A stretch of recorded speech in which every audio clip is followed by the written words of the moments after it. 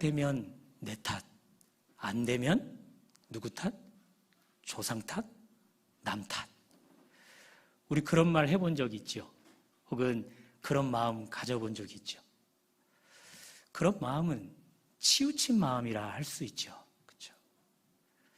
또 이런 마음은 어떨까요? 이런 자세는 어떨까요? 형통할 때만, 내게 좋은 날이 허락될 때만 하나님 감사합니다. 조금만 어려움이 있으면, 조금만 일이 뒤틀리면 하나님 내게 왜 그러세요? 그렇게 유감을 표현하는 자세, 그 역시도 치우친 자세라 할 수 있죠. 그렇다면 치우치지 않고 균형 잡힌 자세는 어떤 걸까요?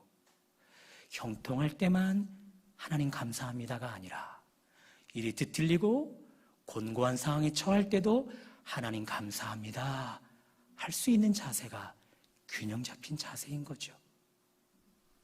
오늘은 그런 이야기를 해보려고 합니다. 오늘 1절 이렇게 시작하죠. 우리가 구조된 후에 안즉 그 섬은 멜리데라 하더라. 스크린으로 영어 성경과 함께 좀 비교해서 봐주세요. 위에 빨간 글씨를, 저는 빨간 글씨로 표시했는데 여기는 노란 글씨네요. 그 노란 글씨를 영어로 읽어보면 When they were escaped, 수동태예요. 그렇죠? 구조, 스스로 물에서 스스로의 힘으로 구조한 것이 아니라 누군가의 도움으로 구조되었다, 그 말이에요. 그러니 오늘 1절은 우리 힘으로 살아난 것 아니야. 누군가의 외부적인 도움 때문에 우리 살아난 거야. 그렇게 강조해주고 있다는 거죠. 자, 그들은 구조된 후에 알게 되었대요. 그 섬은 멜리데라.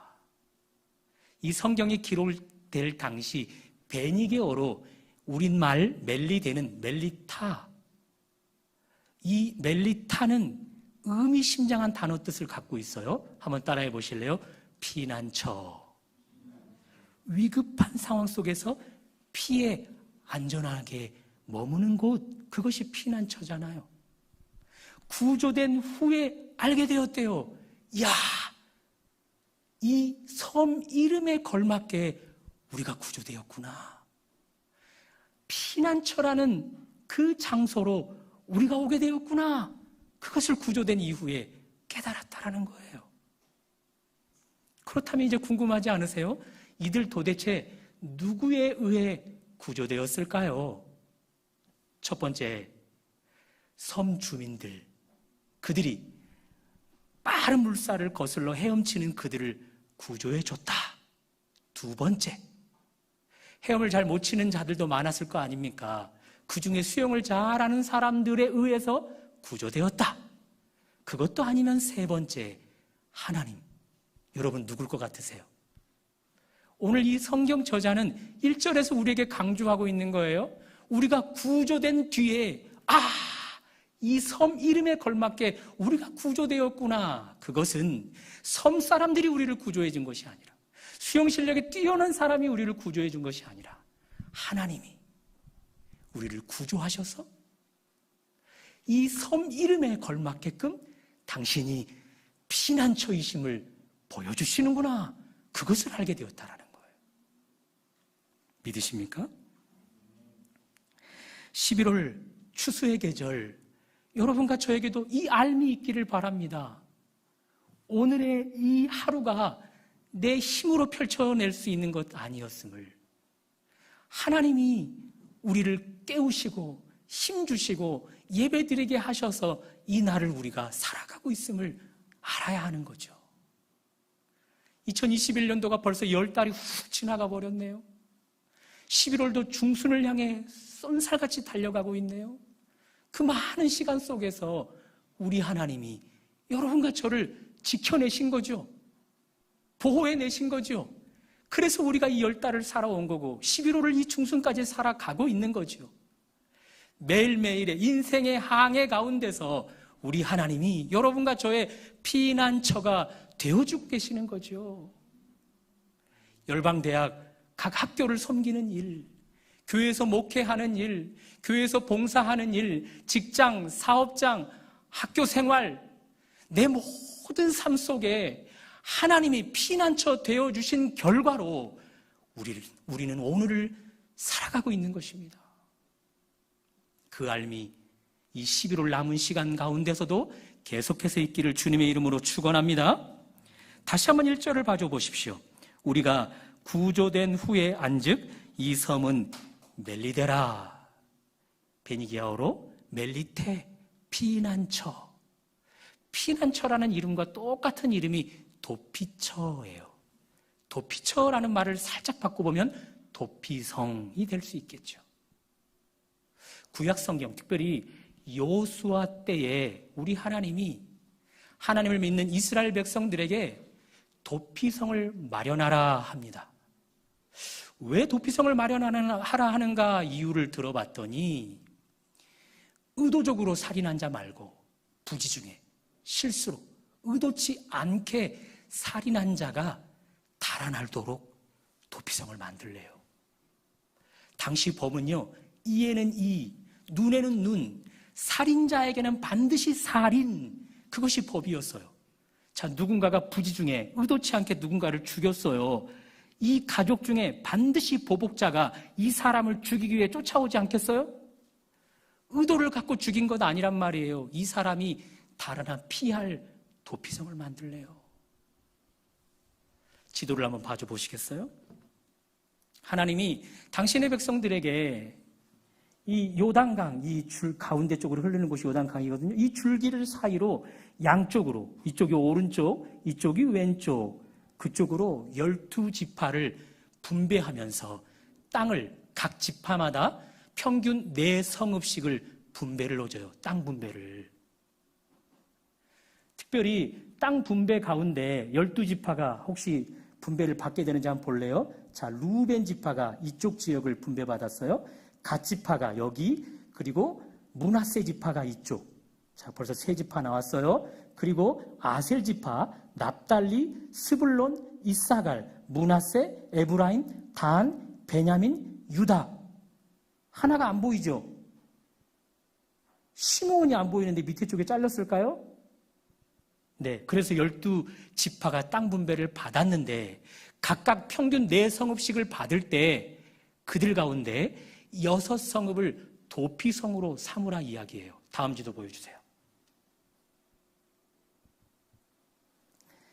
베셀이라는 도피성, 길리엣 나못이라는 도피성, 바산골랏이라는 도피성, 요단 동편 쪽에 3개의 도피성을 만들어 놓게 했고, 그리고 왼쪽에 게데스라는 도피성, 세겜이라는 도피성, 그리고 헤브논이라는 도피성을 만들어 놓게 했단 말이에요. 자, 이 도피성에게는 도피성을 만들 때 특징이 있어요. 한번 따라해 볼래요? 32km 내로 하라. 가장 먼 성읍에서 도피성까지 무조건 32km 내가 돼야 된다는 거예요. 32km는 당시 하루길. 그러니 하나님의 배려가 있는 거죠. 의도치 않게 누군가를 실수로 죽였어. 보복자가 쫓아올 때 길이 도피성까지 너무 멀어서 살해되지 않게 하라는 거예요. 그러니 32km 이내로 하라. 그것은 하나님의 안전장치이죠. 두 번째, 그 폭을, 길폭을 14m 내로 하래요. 뿐만 아니라 그 길을 잘 닦으래요. 자, 도피성으로 달아나고 있어요. 길이 양쪽으로 갈라집니다. 어디가 도피성 가는 길인지 어떻게 알 수 있어요? 아하!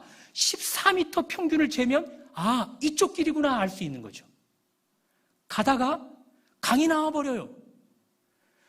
낭떠러지가 나와버려요. 그러면 보복자에게 달아나다가 얼마든지 죽을 수 있잖아요. 그러니 하나님은 평균 폭을 14m로 하라, 길을 잘 닦으라, 그것은 안전장치를 마련하라 했던 거예요. 그러니 도피성의 핵심은요, 첫째도 안전, 둘째도 안전, 셋째도 안전이에요.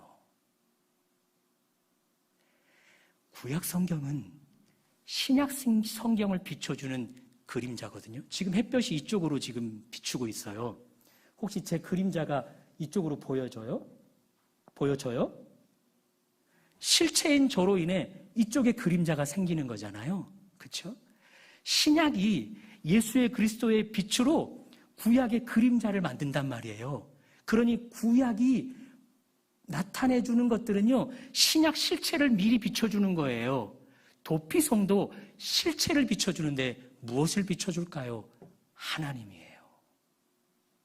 하나님이 그렇게 우리의 안전을 배려해 주시는 분이라는 거죠.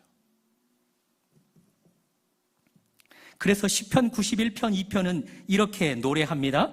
내가 여호와를 향하여 말하기를 그는 나의 피난처요 나의 요새요 내가 의지하는 하나님이라.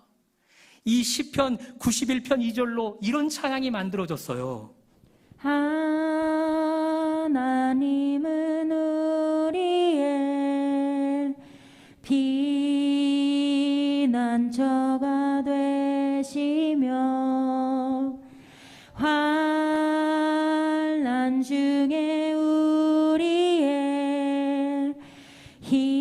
힘과 도움이시라. 또 찬송가 70장 1절은 피난처 있으니 환난을 당한 자 이리 오라. 또 예수님을 피난처로도 노래합니다. 나의 피난처 예수 의지해요. 나의 피난처 예수 의지해요. 나의 가는 길에 거센 바람 몰아쳐와도 아는 분은 이 부분 같이 할까요? 나의 피난처 예수 의지해요. 아멘. 성경 저자가 1절에서 이야기해 주는 거예요. 우리가 구조된 후에 알았다. 하나님이 우리의 피난처이심을. 자, 이 배 위의 공동체는요, 하나님의 피난처임을 세 곳에서나 경험했어요. 첫 번째, 열나흘 전 미쳐 날뛰는 광풍을 만났을 때 그곳에서 그들은 한 명도 죽지 않았어요. 피난처 하나님을 경험했단 말입니다. 좁은 해협으로 배가 쫓겨가다가 배가 암초에 박혀 구멍이 났고 물이 새서 좌초되어지는 과정, 군인들이 살해 계획을 세우잖아요. 저 죄수들 도망할까 하여 죽이는 것이 좋다. 그 계획이 실행되어지지 않도록 피난처 하나님이 그들에게 역사하셨어요. 좁은 해협 빠른 물살을 거슬러 섬까지 헤엄쳐 갈 때 276명 전원이 한 사람도 빠져 죽지 않도록 피난처 하나님이 경험되었단 말이에요. 이 기자는 우리에게 이야기해 주는 거예요. 구조된 이후에 이렇게 많은 경우 우리 하나님이 우리의 피난처가 되어주셨다. 그러니 여러분과 저도 이 11월 한 달 가운데 이런 깨달음이 있어야 되는 거죠. 과거에 내 모든 삶의 피난처가 되어주셨던 하나님, 현재의 내 삶에도 피난처가 되어주시고 계시는 하나님, 미래의 내 삶에도 피난처가 되어주실 하나님. 이 배 위의 공동체 14일 전 미쳐 날뛰는 광풍 속에서 구조되었듯 여러분과 저 역시 미쳐 날뛰는 재정의 광풍 만날 수 있지 않겠어요? 코로나 바이러스 그 광풍에 얼마든지 우리도 휩쓸릴 수 있지 않겠어요? 그때 우리 하나님이 피난처 되어주실 것을 믿습니다. 또 이 배 위의 공동체, 군인들의 살해 계획, 저들 죽이는 것이 좋다. 그 계획이 무산되어지도록 하나님의 구조를 경험했듯 여러분과 저 여전히 어둠의 영들이 여러분과 저를 죽이려고 살해 계획을 하고 있어요. 매일매일 우리를 넘어뜨리고 우리를 죽이려고 이를 갈고 있단 말입니다. 으르렁거리고 있습니다. 그 모든 계획들 가운데 우리 하나님이 피난처됨을 경험할 수 있기를 바랍니다. 그리고 이 배 위의 공동체, 헤엄을 쳐 빠른 물살을 거슬러 섬까지 갈 때 코에 물이 들어오고 또 입으로 물이 들어와 숨이 막히는 그 과정 속에서도 하나님이 구원하셨듯 여러분과 저 거짓 진리로 숨이 막힐 때가 많지 않나요? 건강상의 여러 가지 아픔들로 인해 숨을 못 쉬는 경우가 있을 것 아닙니까? 뿐만 아니라 어려운 일, 고통, 고난들을 당하는 일들로 숨을 못 쉬는 듯한 그런 경험들이 있을 것인데 그 모든 것 가운데 피난처 하나님이 경험되어지시기를 주님의 이름으로 축원합니다. 하나만 더 여러분에게 축복하면 좋겠는데요. 자, 피난처, 도피처, 도피성을 우리 하나님 만들려고 하는 이유가 있었단 말이에요. 부지 중에 의도치 않고 실수로 살인한 자들이 그곳으로 피하여 안전하게 하라는 거예요. 어떠세요? 여러분과 저는 살인자 아닐까요? 칼을 들어야만, 무기를 들어야만 사람을 죽이는 것 아니에요. 우리 말로, 거친 말로 얼마든지 사람 죽일 수 있잖아요. 거친 행동으로도 얼마든지 사람 죽일 수 있잖아요.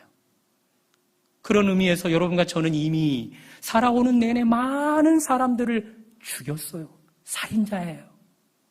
그러나 원래 우리가 악해서 그래요? 아니죠. 우리의 내면을 장악하고 있는 죄가 우리를 주도해 가서 부지 중에 의도치 않게 사람을 죽이게 되는 거죠. 이 성경을 한번 보시겠습니까? 마가복음 7장 18절 눈으로 한번 따라와 보세요. 무엇이든지 밖에서 들어가는 것이 능히 사람을 더럽게 하지 못함을 알지 못하느냐. 20절 사람에게서 나오는 그것 죄가 사람을 더럽게 하느니라. 21절 곧 사람의 마음에서 나오는 죄가 악한 생각, 음란, 도둑질, 살인을 하게 한다. 그러니 이미 우리의 내면을 장악하고 있는 이 죄가 우리의 거친 말이 되게 하여 우리의 행동을 거칠게 하여 사람을 죽인 거예요. 사람을 죽이게 한 거예요. 우리 의도치 않고 사람을 죽여왔단 말입니다. 그러나 하나님의 법은 죄를 지은 자는요 반드시 벌을 받게 되어 있어요. 보복자가 우리를 쫓아오게 되어 있어요. 로마서 6장 23절을 보십시오. 눈으로 따라와 보세요. 죄의 삭은 사망이라. 이 죄가 얼마나 나빠요. 우리를 장악해서 사람을 죽이게 했는데 그 죄가 결국 우리를 죽이려고 달려들어요. 우리를 죽이려고 쫓아와요. 그래서 예수님은 우리에게 말씀하셨어요. 도적이 오는 것은 죽이고 멸망시키는 것뿐이지만 내가 온 것은 사람으로 생명을 얻게 하고 더 풍성히 얻게 하려 함이라. 할렐루야.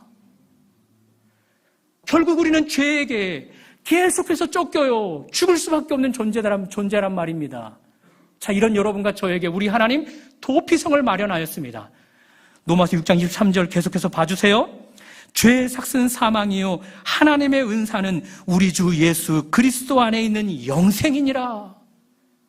예수 안에 머물면, 예수께 달아나면, 도피성이신 그 예수께 우리가 숨으면 우리는 살 수 있게 되는 거예요. 사망의 반대 생명, 영원히 사는 생명을 누리게 되는 거예요. 이미 예수님 안에 이미 피난처이신 예수 그리스도 안에 머물고 계시는 여러분과 저이지만 여전히 죄의 자녀물은 우리의 입술을 거칠게 하고 우리의 행동을 거칠게 하여 여전히 사람을 죽이게 하고 있습니다. 그럴 때에도 방법은 딱 하나입니다. 하나님이 제시해 주신 도피처 예수님께 달아나는 것입니다.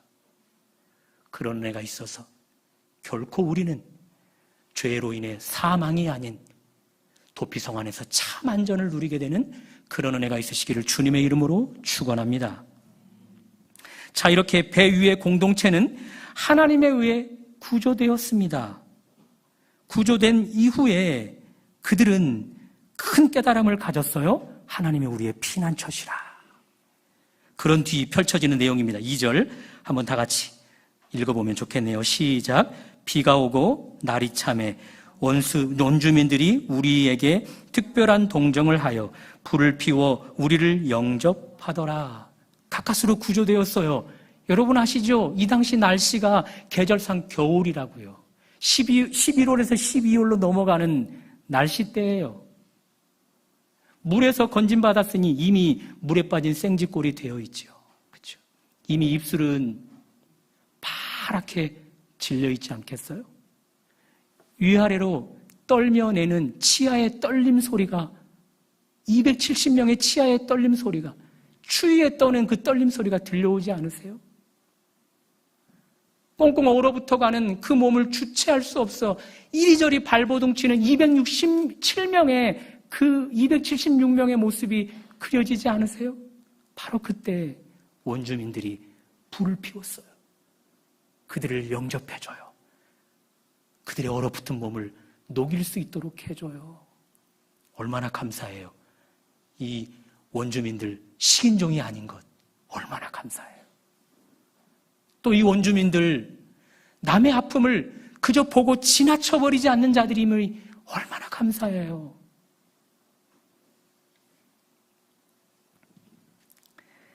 자, 이제 우리가 읽었던 2절을 다음 본문으로 한번 또 영어 성경과 한번 비교해 볼게요. 보여주시겠습니까? 2절.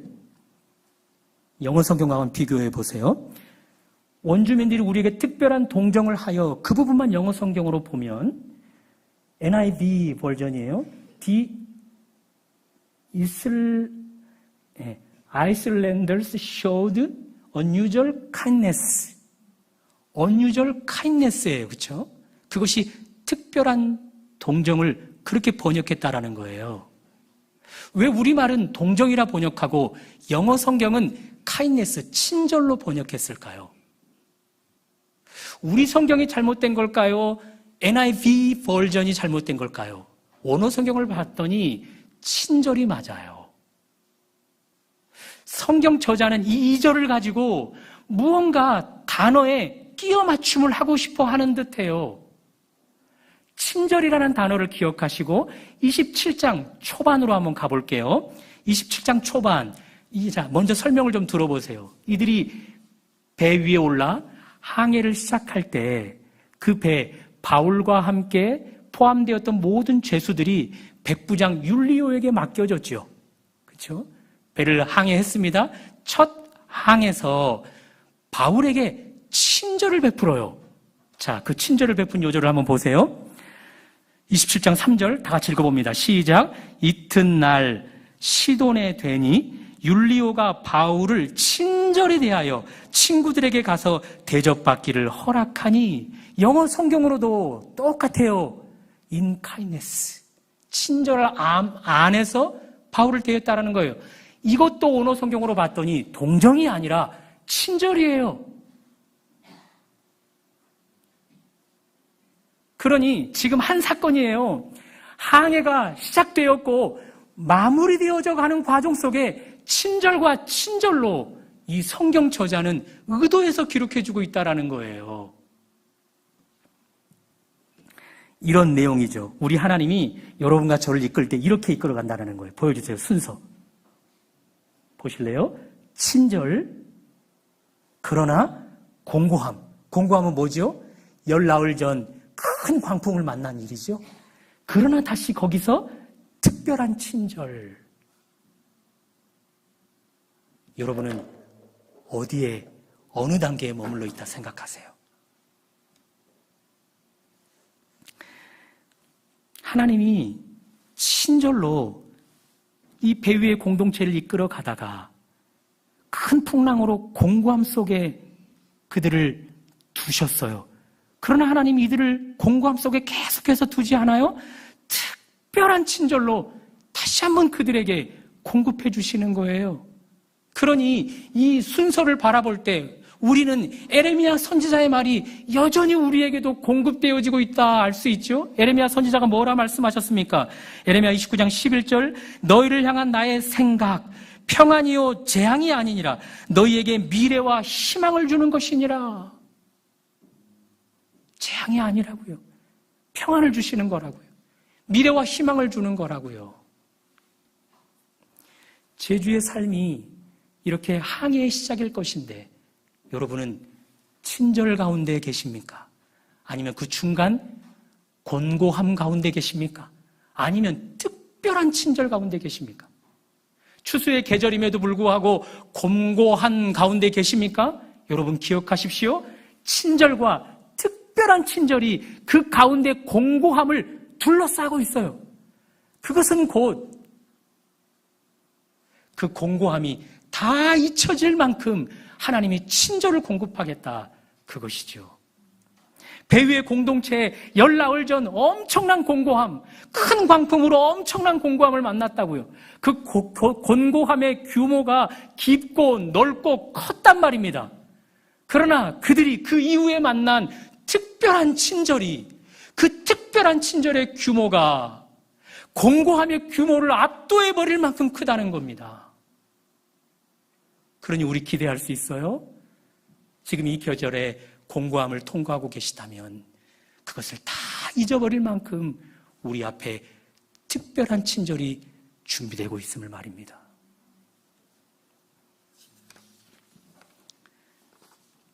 자, 배 위의 공동체가 구조되었어요. 그래서 원주민들에게 특별한 친절을 공급받았어요.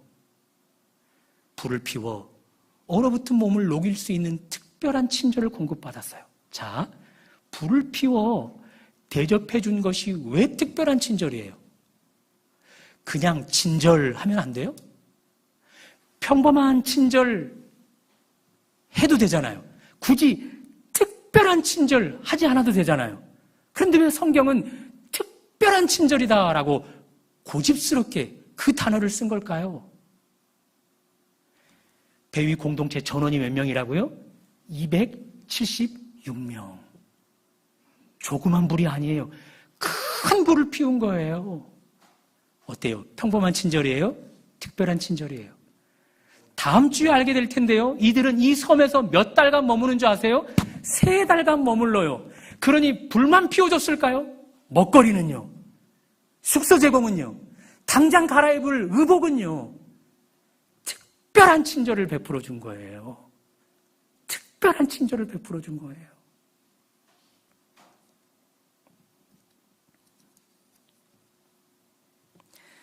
이들이, 그래서 저자가 이야기해 주는 거예요.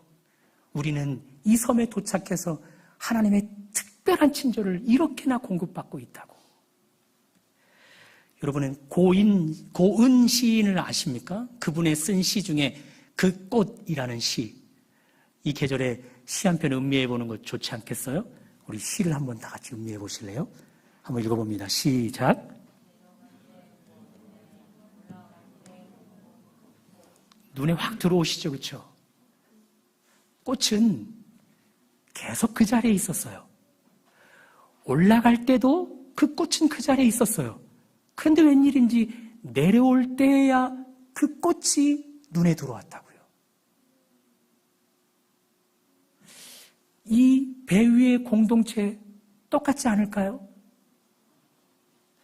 내려갈 때야 특별한 친절을 발견했어요. 내려갈 때는요, 원주민들에게 구조되어서 불로 몸을 녹이게 되어질 때, 갈아입을 옷을 공급받고 먹거리를, 잠자리를 공급받았을 때, 그때가 내려갈 때예요. 그때야 이들은 특별한 친절을 보게 되었다고요. 올라갈 때에는요, 그들은 특별한 친절을 보지 못했다고요. 올라갈 때는 언제예요? 열나흘 전이죠.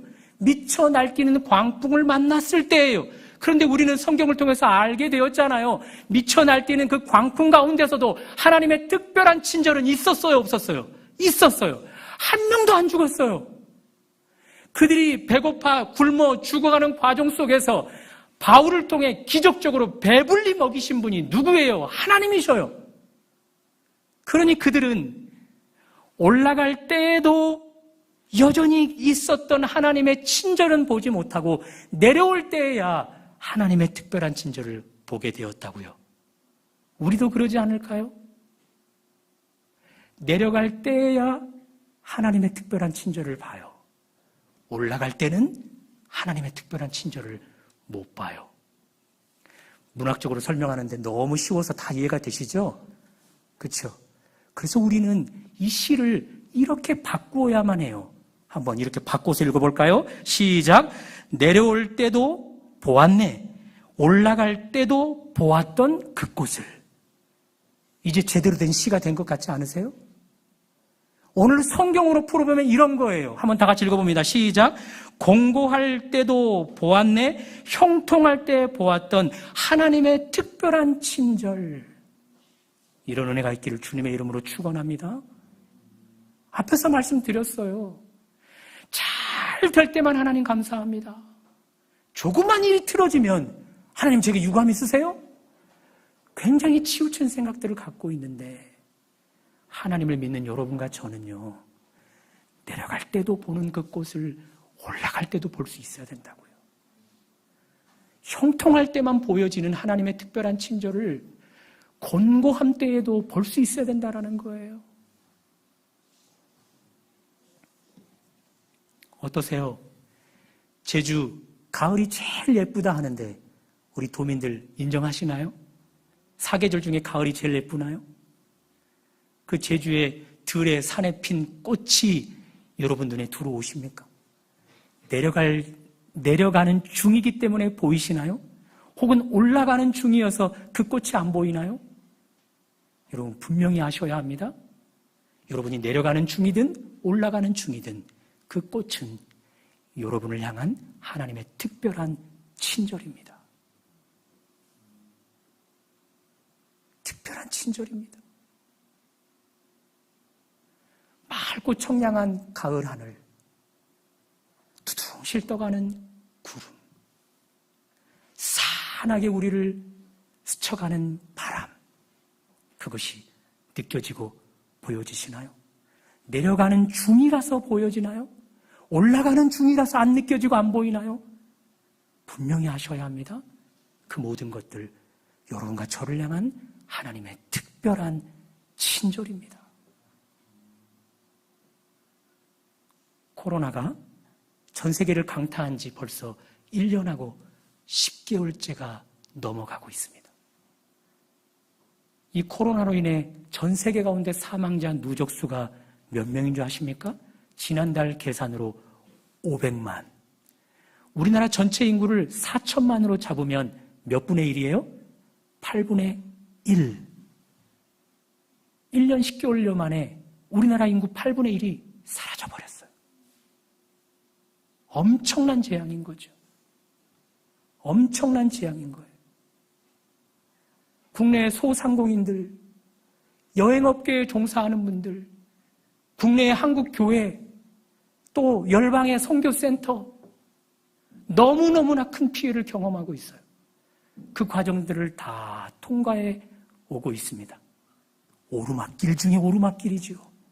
자, 이 오르막길 가운데 여러분 먹거리가 떨어져 버리셨나요? 잠잘 곳을 잃어버렸나요? 쫓겨나서 바깥으로 도로에 길에 내앉게 되었나요? 아니지 않나요? 여전히 잠잘 곳이 있고 여전히 먹을 수 있고 여전히 입을 옷이 있어서 우리는 살아갈 수 있지 않지 않나요? 하나님이 이 오르막길 가운데서도 우리에게 특별한 친절을 보여주고 있는 거예요. 그러니 이 가을 이 계절에 우리는 내리막길에서만 하나님의 특별한 친절을 볼 것이 아니라 오르막길에서도 하나님의 특별한 친절을 보셔야 한다는 것입니다. 마태복음 6장 25절에서 우리 주님이 말씀하셔요. 목숨을 위해 무엇을 먹을까 마실까 염려하는 자들아. 몸을 위해 무엇을 입을까 염려하는 자들아. 저 공중에 나는 새를 보아라.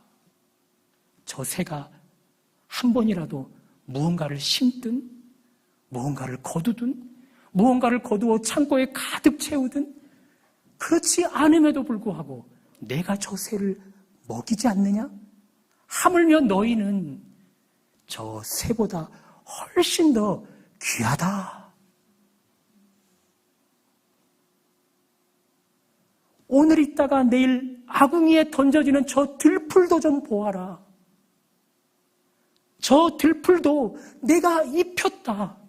하물며 너희는 저 들풀보다 귀한 존재들 아니니 믿음이 적은 자들아. 우리 주님 그렇게 말씀하셔요. 내려갈 때에만 우리에게 특별한 친절이 경험되어지는 것 아니라고요. 올라가는 길에도 여전히 하나님의 특별한 친절은 계속해서 경험되어지고 있다고요. 특별히 하나님의 이끄시는 순서 속에서 보았듯 친절, 공고함, 특별한 친절이 있어서 공고함 가운데 이 특별한 친절이 감싸버려서 공고함이 다 잊혀지도록, 다 무색해지도록 얼마든지 채워서 공급해 주시겠다 말씀하셔요. 그러니 여러분과 저는 이 11월 한 달 남은 시간 가운데서 내려갈 때에도 보았네, 올라갈 때에도 보았던 그 꽃을 그렇게 시를 고백할 수 있어야만 하는 거예요. 내려갈 때에도 보았던, 그리고 올라갈 때에도 보았던 하나님의 특별한 친절, 그렇게 입술로 고백할 수 있어야 된다는 것이죠. 이런 고백, 여러분과 저를 통해 우리 하나님 그 큰 기로 들으실 수 있으면 좋겠습니다. 그래서 다음 주 추수감사절을 그렇게 기쁨으로 맞이하시고 이 추수의 계절에 그런 열매로 우리 하나님 앞에 영광을 돌린다면 우리 하나님 당신의 그 창고에 얼마나 기뻐하시며 그 열매를 쌓을까 기대가 됩니다. 그런 은혜가 특별한 친절을 받는 여러분과 저를 통해 이루어지기를 주님의 이름으로 축원합니다.